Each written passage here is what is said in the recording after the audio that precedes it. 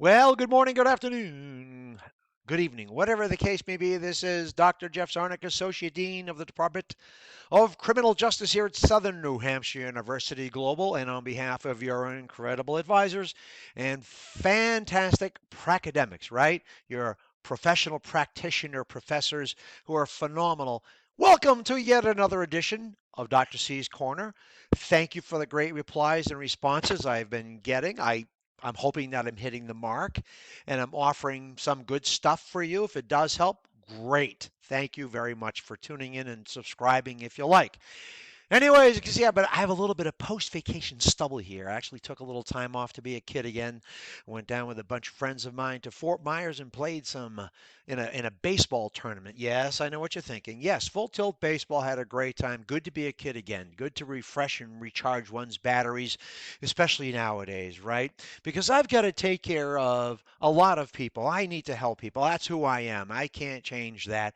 I'm in service to others, but I am the business of me, right? I'm giving a product, aren't I? I'm trying to give information, trying to give inspiration and support so people can become successful. Anything that I can muster and deliver. But I have to know who I am. I have to build the business of me, just like you have to build the business of you. And I think that a lot of people don't really see themselves as their own business, their own enterprise, the business of themselves. And when I do mentoring and coaching and guidance, more often than not for people a lot younger than myself, and they're looking to see, where am I going with my life? Who am I? What kind of value do I have to employers and to my coworkers? Will I advance? What do I want to be? So you have a lot of professional career counseling and guidance, all that sort of thing that's available out there. But it really starts at home, doesn't it, right? It starts with assessing and analyzing and outlining who you are if you were to sell parts of you. Think of it that way, right? That you have something to offer, and no matter who you are, you have something to offer. Never devalue yourself based upon what someone else might be saying about you. That includes grades, that includes feedback and assessment. If you're not doing well in something, okay, you'll know to get better. That's how you build your business. You know that you're good at something else. Think of a store. Do you think a store sells everything it has on its shelves? No, they assess and the inventory. What's selling and how do we improve that to sell more? What's not selling and what should we do about that to maybe sell more or change things up and be flexible and nimble to build that business better? And competition is good for business. So you may have friends and colleagues and peers in your classroom, but yes, are they competing with you? To an extent, they are, right? Because the purpose of an education is to enlighten, develop your critical thinking skills, but at the end of the day, it's all about the hungry belly, right? You've got to feed yourself. You want to feed not just your belly, but feed your spirit, feed your mind. And how do you do that? How do you become the best business of you? Well, again, take inventory. Make an outline of all the great things you are. Don't dismiss anything. Don't be hard on yourself. No business is perfect, right? Some come and some go, but you are in it for the long haul. This is the business of you for life. And I can tell you that because I've been around a long time. I've constantly had to reinvent myself. Have you ever seen businesses do that? They change their monikers, they change their banners, their slogans.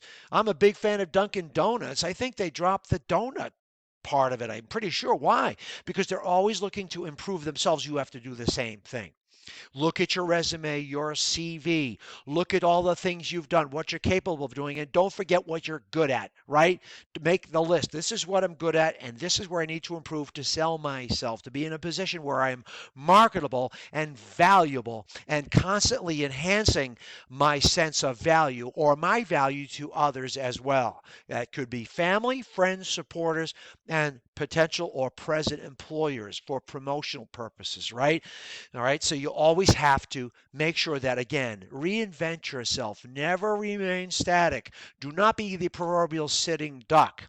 You are responsible for you. You are responsible for your success. No one else. It's you. You have a support system. Great. You have people that will give you honest critique about how to do those things to sell the product of you better, to take that thing that's off the shelf and say, this isn't selling. I need to improve my writing. I need to be better at grammar so I'm an effective or more effective communicator. Do you see where I'm going with this? And the best way to think of it, okay, is to design your own business. This isn't about me, or this isn't the world according to Dr. Jeff. This is the world according to you. But use that as your own personal slogan, the business of me. How do I become the best business possible to sell the things that I have so that all my talents and all my abilities come to their complete fruition, and you leave a legacy? Okay, you should be infuriated. You should be deathly afraid of mediocrity.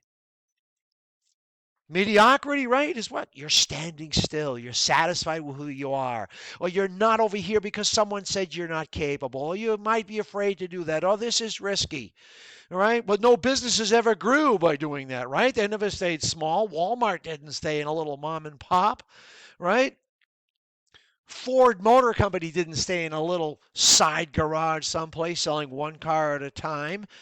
And those are just some macro examples. No business ever started off gigantic. You will be that. Be afraid of mediocrity. Build your business. Change your slogan. Change your mantra. Change your appeal consistently as you are now, and be very proud of the fact that you are persevering. You're persevering. You're pursuing higher education, which is helping you to rebuild and rebrand the business of you. This is Dr. Jeff Zarnick ringing out. Stay in touch with me if you need any help whatsoever. And again, on behalf of your advising, your incredible advisors and your great faculty, have a wonderful weekend, and thank you for tuning in.